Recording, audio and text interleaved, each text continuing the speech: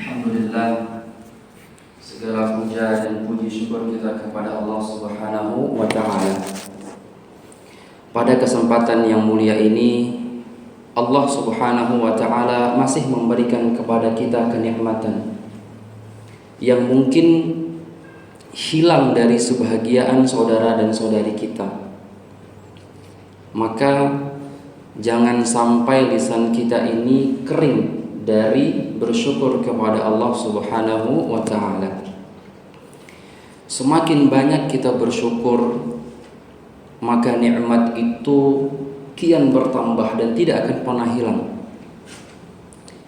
An-ni'matu idza syukirat qarrat. Nikmat itu kalau disyukuri maka dia akan menetap, bahkan ditambah tanpa kita ketahui. Wa idza kufirat farrat.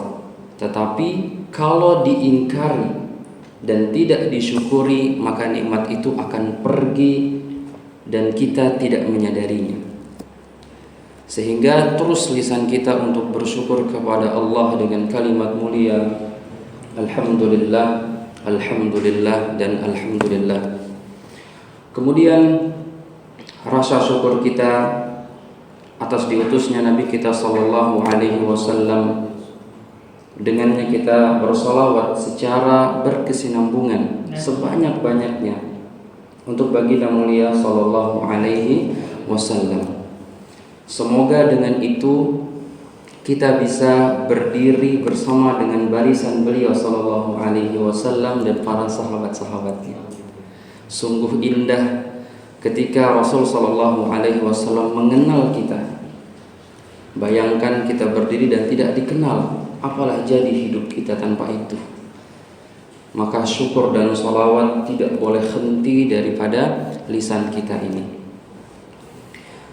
Termasuk daripada mensyukuri nikmat Allah Subhanahu wa Ta'ala adalah mempelajari bagaimana cara kita menjaga amanah yang Allah sudah berikan kepada kita berupa tubuh kita ini.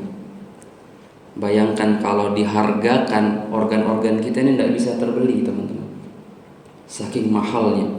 Dan Allah berikan secara cuma-cuma. Allah hanya ingin kita beribadah kepadanya tanpa menyekutukannya dengan apapun itu. Dan termasuk bagaimana kita bisa menjaga kesehatan tubuh kita ini sehingga kita dipanggil oleh Allah Subhanahu wa Ta'ala dalam keadaan mengembalikan amanah itu dengan sebaik-baiknya. Sebagaimana Allah memberikan kita tubuh yang sehat, kita balikkan juga kepada Allah dengan keadaan yang sehat. Maka para ulama kita seperti Al-Imam Muhammad ibn Zakaria Ar-Razi menuliskan kita satu kitab yang diberi judul dengan Al-Hawi fi Tibb. Beliau banyak mengulas tentang bagaimana seseorang menjaga tubuh mereka ini dari penyakit dan bagaimana cara mengobatinya dengan cara yang alami, dengan cara yang ilahiyah juga.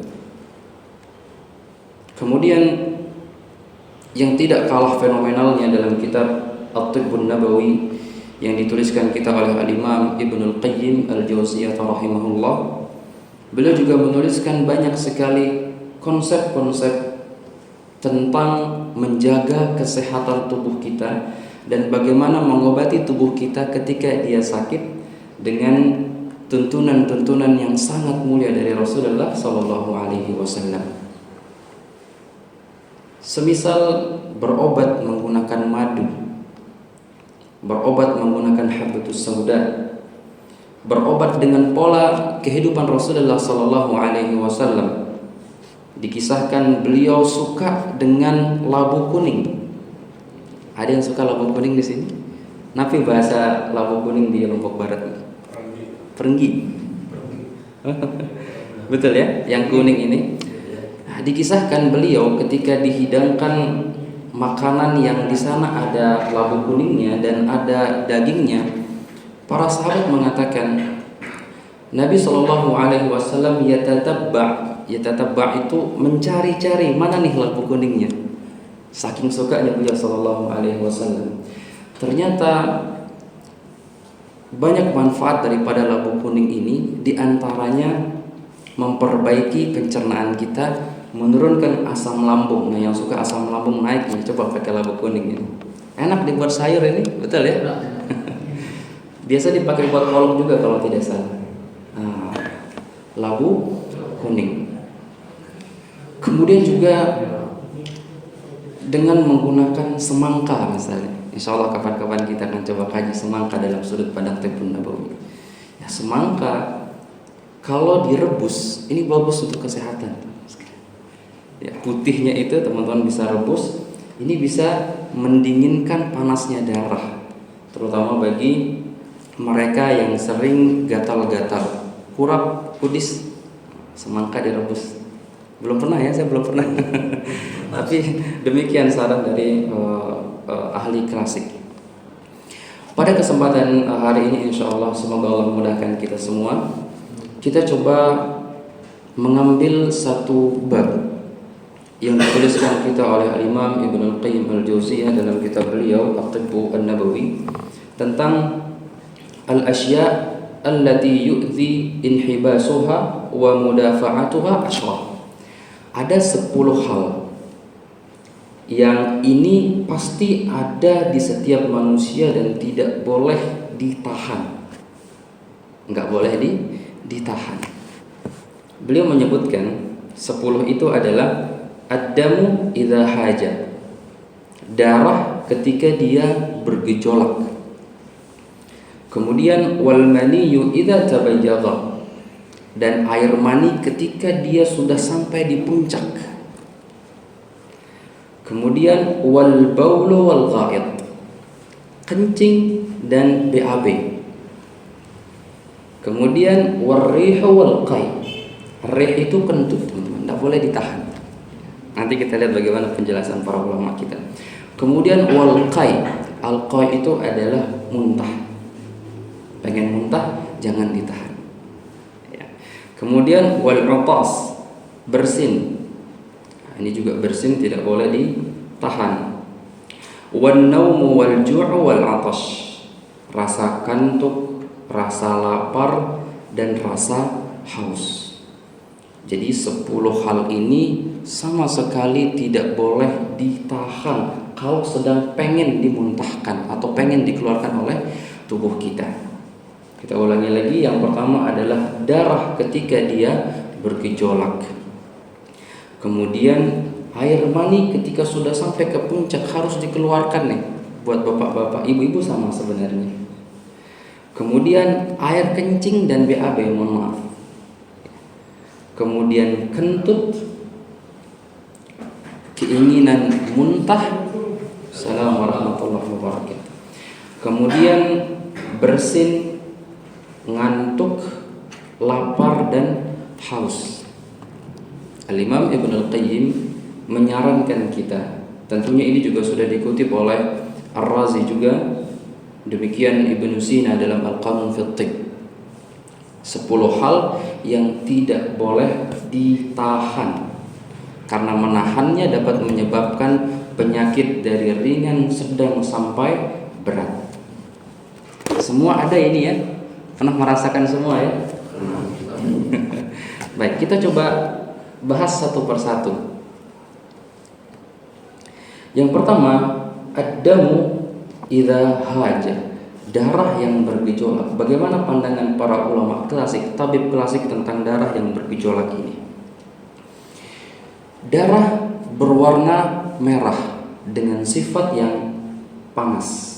Sebenarnya darah itu sifatnya dingin, tetapi karena ada unsur energi yang disebut dengan al-hararah al-ghariziyah, sehingga darah itu menjadi hangat sifatnya. Oleh sebab itu kita bisa merasakan tangan kita, badan kita itu hangat. Kalau badan kita dingin, bisa jadi darahnya kurang meskipun tensinya normal. Nah, di sini teman-teman sekalian poin. Bisa jadi darah kita kurang dengan kondisi tubuh yang dipegang kok dingin semua, padahal tensinya normal. Bisa jadi kurang darah. Maka harus makan makanan yang warnanya cenderung merah, karena darah warnanya merah. Misalnya apa warna merah pada makanan? Boleh. cenderung ke protein sebenarnya, daging-dagingan misalnya, ya, daging kambing, ya, daging ayam dan seterusnya. Darah ini, teman-teman sekalian, biasanya akan bergejolak di bulan terakhir atau minggu ketiga. Wajar ya, minggu ketiga biasanya kantong mulai kering kalau kata orang. Akhir bulan, ya, ini biasanya darah kita sudah naik ke atas. Dalam pengkajian ulama klasik, di minggu pertama di awal bulan darah kita cenderung tenang. Minggu kedua masih stabil. Minggu ketiga dia sudah naik ke atas, membebani jantung dan naik ke arah kepala kita. Oleh sebab itu ada anjuran dalam At-Tibbun Nabawi untuk berbekam di pertengahan bulan. Tanggal berapa? 17, 19, 21. Coba teman-teman tilik. Sebelum tanggal itu ada puasa, namanya puasa Ayyamul Bid. Dan sepakat para ulama, puasa itu adalah detoks yang besar. Setelah didetoks datang waktu berbekam di tanggal 17, 19 dan 21. Sempurnanya agama kita menjaga kesehatan kita. Terkadang kita tidak ketahui, teman-teman sekalian. Maka dari itu ada sebuah riwayat bahwa man ihtajama li sab'i asyrata min asy-syahr wa tis'i asyrata wa 21 kana shifaan min kulli da'. Siapa yang berbekam mengeluarkan darah di tanggal 17, 19, 21 itu menjadi pengobatan bagi setiap penyakit. Sudah pada bekam belum bulan ini? Sudah. Sebagai sebuah amanah teman-teman sekalian, ada catatan dari para ahli klasik. Karena darah itu akan dikeluarkan dari tubuh seseorang, maka bekam dikontraindikasikan atau tidak dianjurkan bagi rekan-rekan kita yang kurang darah, letih, lemah, lesu, belum makan. Jadi sunnah berbekam itu betul, tetapi pengaplikasiannya harus sesuai dengan indikasi dan kontraindikasi. Jadi tidak semua kasus harus dibekam. Maka konteks hajat dam di sini yang ditilik oleh para ulama kita, ketika darah itu bergejolak ke atas kepala, kepala kita terasa panas nih, pusing, silahkan teman-teman bisa berbekam. Kemudian ketika musim panas, diteriknya sinar matahari panas, silahkan teman-teman berbekam. Kemudian datang pertanyaan, bagaimana jika saya berbekam setiap bulan tanpa melihat indikasi dan kontraindikasi? Untuk merutinkan saja, boleh silahkan ambil beberapa titik saja, jangan 9 titik sunnah dibekam semua. Mungkin 1 dulu, 3, 5 sudah cukup insya Allah. Baik. Disebutkan tentang dam yaghli, ini secara harfiah dia naik ke permukaan kulit, sehingga salah satu indikasi bekam adalah ketika kulit kita sering terasa panas, tapi dari dalam ya, terasa panas, hangat. Kemudian juga biasanya dibarengi dengan mata yang berwarna kemerahan, badan terasa berat. Adapun kalau panjenengan pelungguh semua rajin berolahraga, maka ini cukup olahraga saja, tidak perlu berbekam. Namun sekali lagi, jika ingin berbekam setiap bulan, ambil titik-titik yang perlu saja. Kalau saya pribadi, kita bisa coba cek di punggung itu mana yang paling nyeri, itu yang kita lakukan pembekaman. Karena nanti ada 6 titik sunnah, ada 9 titik sunnah.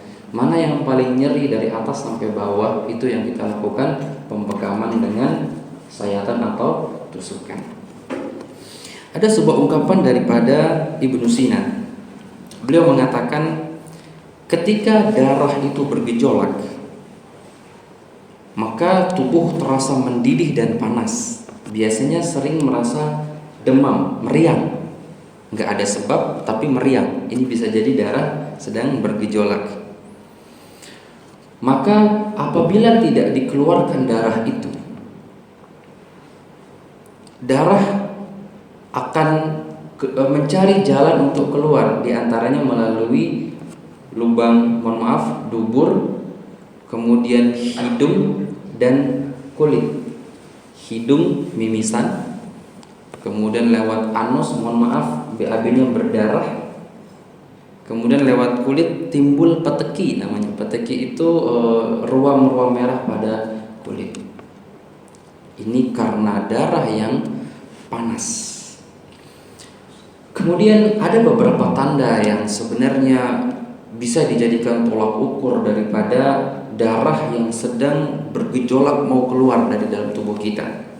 Di antaranya wajah yang berwarna kemerahan dan hangat. Nanti Bapak Ibu bisa coba cek kepalanya, maaf wajahnya masing-masing. Kalau setiap hari kok panas terus, silahkan berbekam. Karena kalau dibiarkan nanti bisa menekan di intrakranial, ini bisa lumpuh sebelah nanti. Kemudian tanda gejala yang lain biasanya pusing dan demam. Nggak ngapa-ngapain tapi kok pusing. Ini bisa jadi darah yang sedang memaksa diri untuk keluar, hanya saja dia tertampung di dalam kepala kita. Kemudian jerawat dan ruam panas. Artinya nanti ada seperti warna kemerahan di beberapa bagian tubuh. Itu juga menjadi sinyal daripada darah yang sedang bergejolak panas. Di antara manifestasi juga tensi naik. Ada yang punya tensi tinggi nggak di sini? Oh iya, bisa jadi karena darah yang panas. Nah, kemudian ada satu hal ini yang menjadi rentetan daripada darah yang panas itu. Selalu dibarengi dengan perasaan ingin marah, mudah kecewa, dan istilahnya itu suka kepo, sensitif. Nah, apabila suatu waktu kita merasa kok mudah marah, sensitifan, ini berarti kemungkinan besar darah kita sedang bergejolak. Ini yang disarankan kita untuk dikeluarkan dengan cara berbekam, sehingga Bapak Ibu perlu belajar bekam ini. Bisa bekam semua ya? Ya. Nah, kita coba lihat apa saja yang dapat menyebabkan darah itu bergejolak. Kan kita perlu tahu ya. Kita tahu di darah kita bergejolak, tetapi apa yang menyebabkan darah itu sering bergejolak? Kita coba ambil dari rangkaian ucapan Ibnu Sina dan Muhammad Ibn Zakaria Ar-Razi. Ibnu Sina mengatakan, kebanyakan darah bergejolak panas itu berasal dari makanan yang kuat sifat panas dan lembabnya. Nah, ini dia makanan yang panas. Nabi ini kira-kira makanan-makanan yang panas. Ya, kemarin kita bahas gorengan. Ya boleh. Kemudian apa lagi? Daging termasuk juga. Apalagi daging yang dimasak dengan rempah panas, dikasih jahe, dikasih serai, lada, yang banyak seperti itu. Ini menyebabkan panas darah itu cepat naik. Kemudian termasuk kata beliau adalah daging merah yang berlemak. Di Indonesia teman-teman sekalian, wallahu alam saya tidak tahu kalau di luar ya, ada kebiasaan kita suka makan gajih yang digoreng. Ya, lemak daging itu digoreng, enak itu mah. Gurih ya. Persis dengan yang disampaikan Ibnu Sina di sini teman-teman sekalian. Dia punya sifat gurih. Nah, gurih itu yang membuat darah jadi kotor. Tapi enak ya? Oh, enak banget ya. Suka nggak? Dulu SD tuh suka sekali kita makan itu. Ya, ternyata itu bisa menjadikan darah menjadi panas dan kotor. Kemudian termasuk juga yang membuat darah kita menjadi kotor dan panas adalah kurma. Ternyata kurma bisa membuat darah menjadi kotor apabila dimakan secara berlebihan. Bayangkan kita dalam sehari makan berapa kurma? Apalagi puasa ya, buka puasa, antar cemilannya juga seperti itu. Saran dari klasik makan kurma itu paling tidak 7 butir saja. Mereka mengambil quote ini dari hadis Nabi Shallallahu Alaihi Wasallam. Siapa yang di pagi hari mentasabbaha bisab'i tamaratin ajwah. Dalam riwayat lain disebutkan kurma secara umum 7 butir. Kita berapa butir makan? 1,5 kilo. Jadi cemilan ya. Kemudian ada saran cara mengkonsumsi kurma ini dengan cara direbus atau dinabis. Apa tujuannya? Untuk mengurangi kadar lengketnya si kurma itu. Jadi kalau dia lengket kurma itu, darah kita juga akan menjadi lengket. Ini yang menyebabkan banyak pelak-pelak di dalam tubuh kita, di dalam darah kita. Apalagi dasarnya orangnya kurang minum, banyak kerja tapi kurang minum, itu lengket semua nanti. Ini kalau masuk ke dalam jantung disebut dengan arteriosklerosis, penyempitan pembuluh darah di jantung. Wah, ini bisa kena serangan jantung nanti. Nasallallahu alaihi wasallam. Kemudian juga beliau mengatakan termasuk yang dapat menyebabkan darah kita menjadi panas, bergejolak dan buruk adalah kurang tidur. Nah, siapa yang tidurnya kurang? Kalau malam suka begadang. Ya, ini bisa menyebabkan darah menjadi kotor. Kenapa? Kata beliau, darah itu digerakkan oleh energi al-hararah al-ghariziyah. Kalau orang Chinese sebutnya dengan qi. Jadi darah kita itu didorong oleh energi qi dengan bantuan pompaan darah yang ada dalam jantung. Tetapi dia bisa mengalir sampai ke sudut-sudut pembuluh darah itu karena ada bantuan energi atau al-hararah al-ghariziyah tadi. Dan energi qi ini dicas ketika kita tidur, terutama di waktu malam. Maka dari itu subhanallah, Nabi kita tidak menyukai berbincang-bincang selepas sholat Isya. Kita disuruh ngapain sama Nabi? Tidur. Sekarang kita ngapain habis Isya? Kalau belajar mungkin gak apa-apa ya seperti para ulama kita. Tetapi kalau nongkrong-nongkrong ini mungkin perlu untuk kita rubah, teman-teman sekalian. Dan subhanallah sekarang anak-anak juga banyak yang mengambil konsep itu dari orang tuanya. Orang tuanya dulu begadang, anak-anak ikut begadang nih di malam hari. Padahal sekitar jam 11 itu terjadi pembersihan tubuh secara besar-besaran melalui organ hati. Detoksifikasi selama kurang lebih 2 jam sampai 3 jam itu dibersihkan oleh hati kita. Kemudian di pagi hari itu dibuang melalui BAB sekitar pukul 6 sampai pukul 7 pagi sebelum berangkat kerja. Kerja jam berapa sekarang biasanya? Jam 7:30 ya.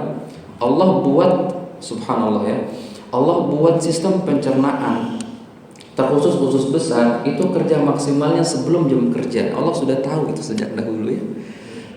Allah tahu kita bakal kerja itu jam kerja kantor jam 7 jam 8. Allah buat sistem digesti kita berperan penuh itu jam 6 sampai jam 7 sebelum kita berangkat kerja. Maka BAB yang paling bagus itu di pukul itu.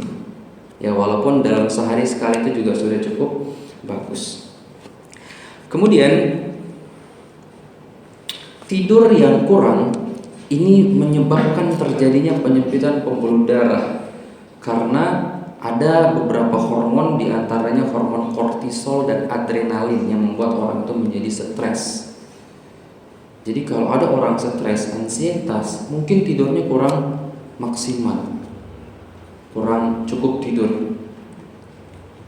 Apalagi yang disebutkan tadi oleh Imam Ibnu Qayyim, termasuk 10 hal yang sama sekali tidak boleh untuk yang tidak boleh untuk ditahan adalah ngantuk. Baik. Beliau melanjutkan, termasuk yang dapat menyebabkan darah kita menjadi panas dan bergejolak serta kotor adalah sering teriak. Nah, coba lihat Bapak sekalian, sering teriak-teriak. Kecuali kalau kita menjadi seorang pramuka ya nggak apa-apa. atau sedang berada di medan jihad tidak apa-apa. Tetapi ketika kita bersama dengan teman-teman, keluarga, kita coba kontrol volume suara kita ke tingkat volume yang menenangkan. Bukankah suara itu sebagian daripada penenangan hati? Ya. Senang nggak kalau kita diobrolkan dengan orang lain dengan suara yang baik, sopan, santun, suka ya? Nah, kalau kita ngomong dengan suara yang kencang, apalagi dengan intonasi yang keras, bisa jadi kita juga ikut sakit hati. Nah, ini menyebabkan kita bermasalah. Dan terus terang Bapak Ibu sekalian, ini perlu Bapak Ibu untuk latih ketika berbicara dengan anak-anak, karena anak-anak ini masih bisa kita katakan lemah dari organ dan emosi, belum stabil. Ya, orang tua yang keras dalam berbicara ini menyebabkan anak-anak menjadi goyah atau mereka menjadi orang yang kaku dan keras juga. Ya, tentunya ini melihat nanti dari etnis ya, karena di sebagian tempat itu kalau ngomong kecil itu dimarah karena nggak kedengeran. Ya, tentunya nanti ini mengikuti tatanan daerah tertentu. Jadi kita tidak bisa memaksakan orang Jawa seperti orang Lombok nanti. Ya, ayah saya orang Jawa teman-teman, itu lembut kalau ngomong. Ibu asli Sasak, keras. Kadang-kadang nggak balance di rumah nih beliau, insya Allah. Ya. Itu tadi tentang darah yang bergejolak. Kemudian yang kedua, wal maniyu idza tabayyagha, air mani yang sedang memuncak, kata beliau, thara wa haja, yang akan keluar. Ini terutama bagi laki-laki, karena periodik laki-laki ini teman-teman sekalian, per 3 hari itu sudah punya sperma baru di dalam testis yang nanti dimatangkan di satu organ namanya epididymis di bawah zakar itu. Air mani kata para ulama kita berasal dari makanan yang telah disaring menjadi saripati. Ini kita bahas panjang kemarin di pertemuan pertama. Al-Imam Muhammad ibn Zakaria Ar-Razi mengatakan al-maniyyu juz'un minad dam an-nadij alladhi istakhlasathu al-qawiyyu at-tabi'i min al-ghidha. Jadi air mani itu adalah darah yang sudah dimurnikan oleh tubuh. Ternyata tubuh punya sistem pemurnian teman-teman sekalian, yang kemudian dijadikan sebuah cairan yang berwarna putih dan kental. Jadi air mani itu sifat warnanya putih dan kental, tidak kekuningan, tidak terlalu pucat, tidak cair, tidak terlalu lengket. Ini mani yang sehat. Demikian juga pada perempuan, sama ya. Kemudian air mani ini sifatnya panas dan lembab, memiliki unsur api. Wah, kita kalau belajar klasik ini kita main api air. Ya, karena dia punya sifat api. Api kalau ditahan apa yang terjadi? Meledak. Balon itu diisi, balon udara itu disemprot pakai gas api ya. Kalau dibiarkan dia akan meledak. Ya. Maka panas ini akan menimbulkan yang namanya uap. Setiap api pasti menimbulkan yang namanya uap, bukhor dalam bahasa Tibun Nabawi. Nah, uap api inilah yang apabila air mani itu tidak dikeluarkan secara periodik, bukhor tadi, uap ini akan naik ke kepala dan menekan saraf-saraf di kepala yang bisa menyebabkan al-junun, kegilaan. Baik, kita coba lihat apa yang dikatakan oleh bapak kedokteran barat, namanya Hippocrates. Mani, kata beliau, berasal dari pneuma vitalis atau energi vital yang panas. Karena dia panas, maka energi daripada air mani baik laki-laki maupun perempuan, terutama laki-laki, dia sifatnya panas. Apabila tertahan, kata beliau, maka energi itu macet dan memicu beberapa gejala kesehatan seperti melankolia. Apa itu? Depresi. Loh, bapak-bapak yang gak dikeluarkan secara periodik ini bisa depresi. Kemudian bisa menyebabkan kecemasan sampai pada tingkat insomnia. Ada insomnia? Ya, barangkali tidak periodik ini. Baik. Selain itu, kata beliau, kata Hippocrates, dapat menyebabkan epilepsia erotika dengan gejala kejang sesaat akibat dorongan seksual. Bagaimana tandanya? Tiba-tiba kejang sendiri, nggak tahu kenapa ini, tiba-tiba badan jadi kaku. Ya. Ini karena air sperma tidak dikeluarkan secara periodik. Coba kita lihat bagaimana sabda Rasulullah SAW. Bagi setiap remaja yang sudah bisa ba'ah, ya, bisa memberikan nafkah lahir maupun batin, segera menikah. Bagi yang tidak, apa saran Nabi kita? Berpuasa. Makan, kalau tidak puasa kan berarti makan ya. Nah, makanan itu membuat tubuh kita menjadi panas. Panas tadi masuk ke dalam cairan sperma tadi sehingga menjadi gejolak yang lebih kuat. Maka Nabi sarankan untuk berpuasa supaya panas itu bisa diredam. Hanya saja saat ini terkadang para remaja mengatakan udah puasa masih tetap naik, ini gimana caranya nih? Maka puasanya belum tepat. Puasa itu tidak hanya menahan makan, tetapi menahan juga mata, telinga, dan seterusnya. Ini kita puasa tapi matanya kemana-mana juga sama saja, meningkatkan hawa nafsu tadi. Baik. Oleh sebab itu Bapak Ibu sekalian, bagi para pasutri ada satu hadis Nabi SAW. Beliau mengatakan, "Idza da'a ar-rajulu imra'atahu ila firashihi falam ta'tihi fabata ghadbanan 'alaiha la'anatha al-malaikatu hatta tusbih." Wanita manapun yang diajak oleh suaminya ke ranjangnya kemudian ia menolak. Satu, dia menolak. Laki-laki ketika ditolak langsung mandek, teman-teman sekalian. Betul ya? Mandek. Kemandekan itu bisa menyebabkan amarah. Dan oleh sebab itu wanita akan dilaknat sampai dia minta maaf atau sampai pagi. Baik, apa faedah dari para ulama kita tentang hadis ini, teman-teman sekalian? Ketika laki-laki mandek saat tidur, mandeknya hati itu menyebabkan detoksifikasi gagal terjadi. Harusnya malam-malam bersih-bersih tubuh nih. Hanya gara-gara poin itu gak jadi bersih-bersih tubuh. Akhirnya badannya sang suami menyimpan banyak racun. Yang ini akan memberatkan ginjal, paru-paru, dan jantung. Nah, gimana ini? Baik. Kemudian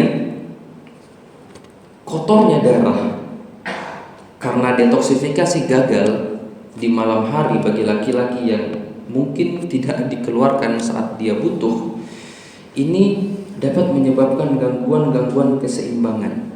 Barangkali Bapak Ibu atau Bapak-bapak secara khusus sering tersandung. Ini bisa jadi karena itu juga, karena tidak dilayani. Baik, nasihat dari para ulama juga terkait hal ini. Sering dikeluarkan, mohon izin, ini juga akan merusak.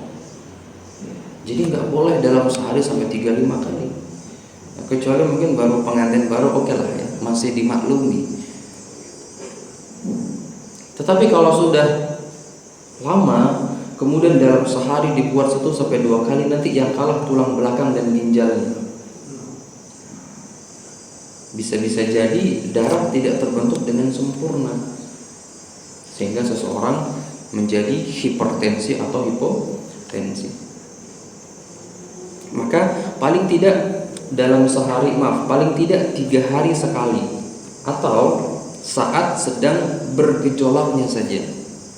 Oleh sebab itu, para laki-laki ketika di luar kemudian tidak tahan misalnya melihat pemandangan-pemandangan banyak baju yang belum jadi di luar, segera pulang, lampiaskan. Ini menyebabkan kesehatan yang baik.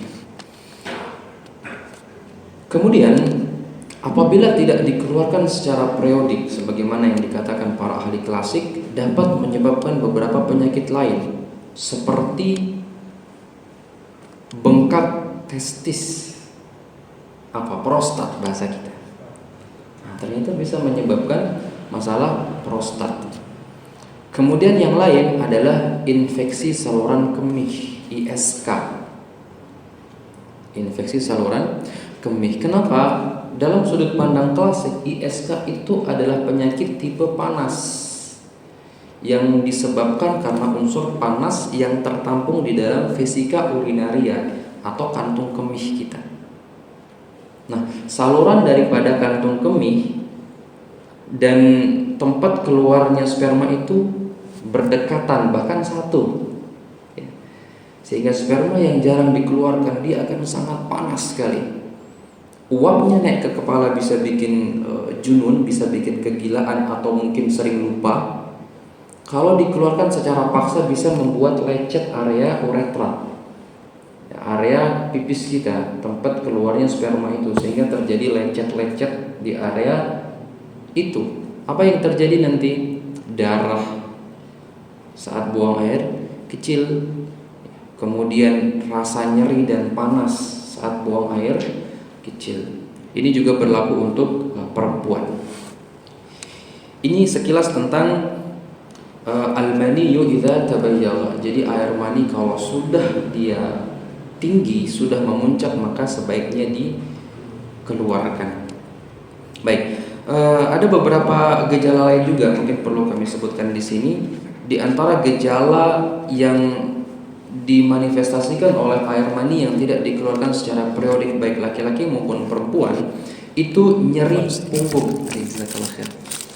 Itu nyeri punggung bawah. Nah, di sini ada dua catatan teman-teman. Nyeri punggung bawah itu bisa karena tertahan atau karena kebanyakan. Nah, ya. Nah, nanti bisa dia nyeri punggung karena tertahan. Kalau tertahan, maksud yang sering ditahan itu biasanya punggungnya itu nyeri dengan rasa yang panas di punggung bawah. Kemudian kalau terlalu sering, itu biasanya nyeri pinggang atau nyeri punggung bawah dengan suhu yang dingin. Jadi punggungnya itu terasa dingin. Nah, ini bisa menyebabkan atau bisa disebabkan karena air mani yang tertahan tadi. Baik. Kemudian berikutnya wal baulu wal ghaid. Jadi yang berikutnya yang tidak boleh ditahan oleh setiap kita itu adalah kencing dan BAB. Pertanyaannya begini, kita masih bisa nggak menahan BAB sebenarnya? Bisa, tapi sulit sekali ya, sulit sekali. Tapi kalau kencing, bisa sejaman ya. Baik, kita coba lihat bagaimana nasihat para ulama kita tentang hal itu. Air kencing. Dalam kedokteran Arab klasik, air kencing ini juga terbentuk dari saripati-saripati makanan. Dari hasil metabolisme makanan. Jadi makanan yang kita makan, minuman yang kita minum nanti akan dipilah-pilih. Mana cairan yang bagus dibawa masuk ke dalam darah, mana cairan yang tidak dibutuhkan tubuh akan disaring oleh ginjal melalui penyaring-penyaring ginjal dan disimpan di dalam kantung kemih. Cairan tadi punya sifat juga. Sifatnya apa kira-kira? Ada yang pernah megang air kencingnya nggak? Apa rasanya air seni itu? Hangat, panas, betul. Semakin dia berwarna kuning, maka tingkat panasnya semakin tinggi. Kalau dia pucat putih, cenderung dingin. Tubuh orang itu dingin, jadi dia akan sering kencing. Tetapi semakin pekat warnanya, maka tubuh itu semakin panas. Banyak hasil metabolisme yang buruk dalam tanda kutip. Maka dari itu di medis itu disarankan kita minum beberapa liter, 2-3 liter terkadang. Namun dalam kedokteran Arab klasik, kita minum jumlahnya itu tergantung daripada kondisi kita, kemudian tergantung juga daripada kesibukan kita sehari-hari. Contoh orang yang bekerja di kantor dengan teman-teman kita yang di sawah, banyak mana minumnya? Banyak yang di sawah. Jadi tidak ada patokan yang baku sebenarnya, hanya saja para medis memberikan patokan supaya bisa diingat, segini loh kita minum dalam satu hari. Baik, secara umum air kencing kita itu sifatnya panas. Ya, sebagaimana tadi disebutkan, semakin dia berwarna gelap, maka dia semakin panas. Kita coba lihat apa yang terjadi ketika kita sering menahan pipis. Menahan kencing ini dapat menimbulkan retensi urin, retensi kelembaban. Retensi itu kemacetan kelembaban yang tertimbun di dalam kantung kemih, yang dapat menyebabkan paling sering itu infeksi saluran kemih. Tandanya apa? Nyeri dan demam. Biasanya nyeri di area bawah. Kalau pipis juga terasa sakit dan panas, itu terkadang sering muncul, karena sering menahan kencing. Mudah tidak kencing itu? Mudah. Kalau sering ditahan ini bisa beser nanti ya. Karena di dalam pipis itu ada selang. Di dalam saluran kencing itu ada namanya selang. Nah, selang itu punya penutup keran itu namanya sphincter uretri atau sphincter uretra. Itu dia bisa membuka menutup. Pernah nggak teman-teman merasakan lagi nahan kencing itu ada yang bisa kita tahan itu? Nah, itu namanya sphincter. Kalau terlalu sering kita menahan pipis itu bisa jebol. Apa yang terjadi kalau jebol? Kita nggak tahu kalau kita sudah pipis. Jadi lagi jalan pipis gitu aja. Nah, ini harus dioperasi nanti. Seperti itu. Hanya gara-gara menahan kencing. Ini juga perlu kita nasihati untuk anak-anak. Terkadang anak-anak itu sibuk main, pipisnya nanti aja. Ini perlu untuk kita kasih edukasi kepada anak-anak. Kemudian ada yang lebih serem lagi sebenarnya. Semakin sering seseorang menahan air kencing, ini dapat menyebabkan air kencing itu refleks ke dalam ginjal. Refleks itu naik ke ginjal. Awalnya dia berada di dalam kantung kemih. Jadi dari ginjal nanti ada saluran namanya ureter masuk ke kantung kemih. Di situ dikunci supaya tidak naik lagi air seninya ke arah ginjal. Ketika seseorang sering menahan kencing, bahkan tahan-tahanan kencing nih, lomba-lomba, jadi nanti bisa naik ke atas karena sudah penuh. Bergerak sedikit dia naik ke atas ginjal, sehingga air itu bertabrakan dan mutar kembali di area ginjal. Ini menyebabkan masalah pada yang disebut dengan pyelonefritis atau infeksi ginjal sampai kepada gagal ginjal. Hanya gara-gara nahan kencing bisa gagal ginjal. Karena rusaknya glomerulus, penyaring-penyaring yang ada di ginjal kita. Baik, sehingga di dalam syariat kita saja teman-teman sekalian, kalau kita mau sholat kita nggak boleh menahan kencing. Sebagaimana dibawakan dalam riwayat Muslim dari Aisyah radhiyallahu taala anha, la salata bihadratit ta'am wala wa huwa yudafi'ul akhbasan. Tidak ada salat ketika makanan sudah dihidangkan, dan juga tidak ada salat bagi seseorang yang sedang menahan dua al-akhbasan, BAB dan BAK. Jadi kalau mau kencing ya kencing saja. Kalau mau BAB izin untuk BAB. Baik, ada hal unik juga teman-teman sekalian. Jadi secara periodik tubuh kita ini punya sistem bersih-bersih di waktu pagi atau bersih-bersih satu kali sehari. Menahan BAB, bisa kita nahan BAB ya, bahkan sampai 3 hari kadang-kadang, sampai keras itu ya, mohon maaf ya. Ya, menahan BAB ini menyebabkan masalah pada pencernaan kita. Seperti coba lihat bagaimana para ulama klasik mendalami tentang fenomena di dalam tubuh kita. Perilaku menahan BAB bisa mempengaruhi ingatan kita. Coba jauh ini teman-teman, BAB kan di bawah, ya, tapi sampai mempengaruhi area otak, area kepala. Juga dapat mempengaruhi konsentrasi, tingkat konsentrasi. Nah, bapak-bapak, ibu-ibu yang mungkin sudah kok nggak sering konsentrasi sekarang ini, mungkin sering nahan BAB-nya. Kemudian masalah lain juga yang muncul itu masalah-masalah pada kulit, biasanya gatal-gatal pada kulit, dan juga masalah-masalah pada pencernaan. Ada satu ungkapan daripada Ibnu Sina, dia mengatakan, jika sisa makanan al-maddah tertahan di usus lebih lama dari waktunya, maka panas alami tubuh kita akan memanaskannya kembali hingga dia menjadi kering, sehingga BAB kita itu menjadi hitam, kering, dan berbau tajam. Pernah punya BAB seperti itu? Mohon maaf, ini kita jadi bahas BAB ini. Ya. Nah, kemudian kata beliau, apabila itu dibiarkan pun, maka sesuatu yang dipanaskan akan menimbulkan uap. Uap ini akan ditarik dan masuk ke dalam darah yang akan mengotori pikiran dan kulit. Ada pepatah Jawa mengatakan, mohon maaf, ada yang dari Jawa nggak di sini? Ini kalau saya keliru ucapannya, mohon maaf.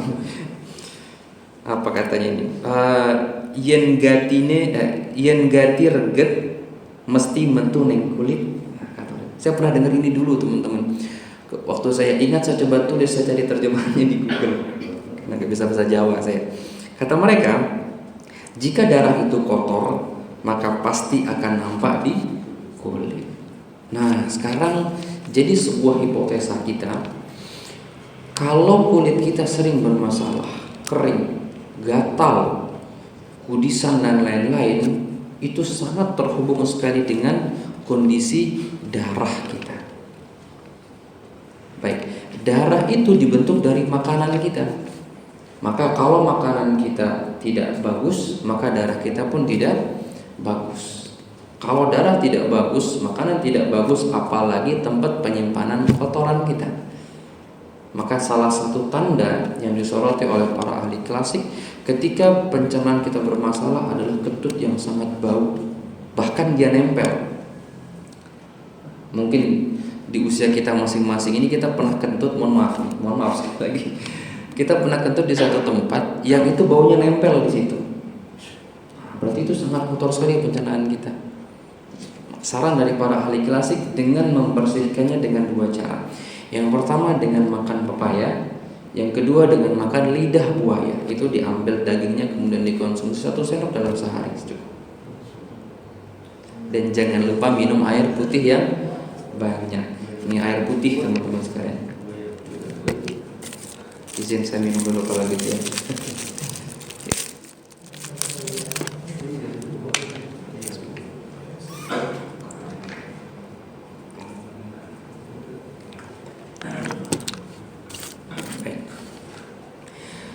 Tadi tentang air kencing dan BAB.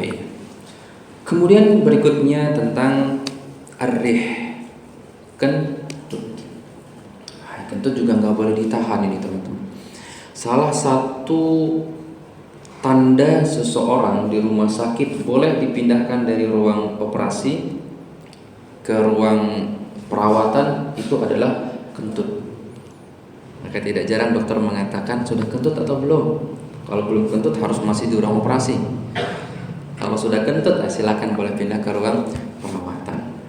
Nah, kentut ini luar biasa sekali efek di dalam tubuh kita apabila ditahan. Kita coba lihat bagaimana penjelasan para ahli klasik tentang itu.